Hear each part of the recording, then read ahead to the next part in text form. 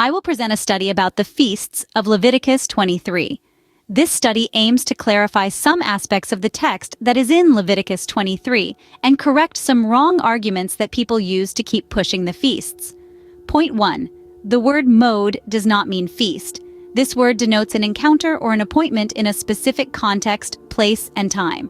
In fact, this word comes from ya'ad, a Hebrew root, which means pointing out or indicating a term or designating a place for someone, as in Jeremiah 47:7.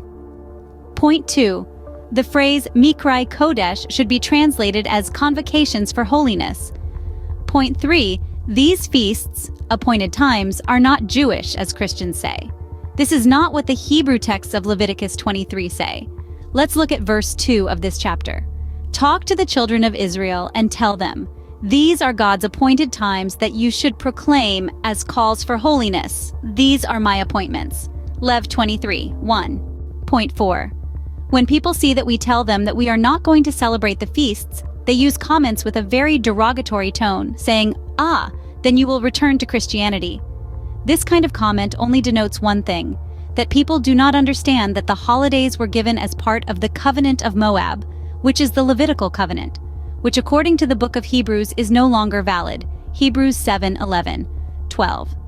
If therefore perfection were by the Levitical priesthood, for under it the people received the law, what further need was there that another priest should rise after the order of Melchizedek, and not be called after the order of Aaron? For the priesthood being changed, there is made of necessity a change also of the law. Generally, people who say these kind of comments do not know a couple of things. 1. The difference between the covenant of Horeb and the covenant of Moab.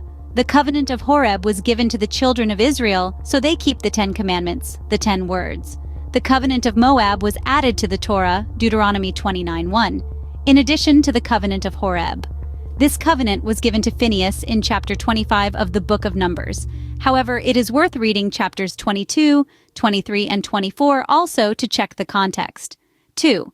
Torah always makes more emphasis on compassion, mercy, justice, defense of the needy and weak, righteousness, and keeping the commandments. Yeshua is the fulfillment of Hosea 6:6, so it is no longer necessary to keep doing sacrifices. Even the book of the Hebrews says that every year the priest should go behind the veil to make atonement or covering for the people of Israel. However, this atonement was not enough to purify the interior or conscience of that person who received the atonement. Hebrews 9:7, 9.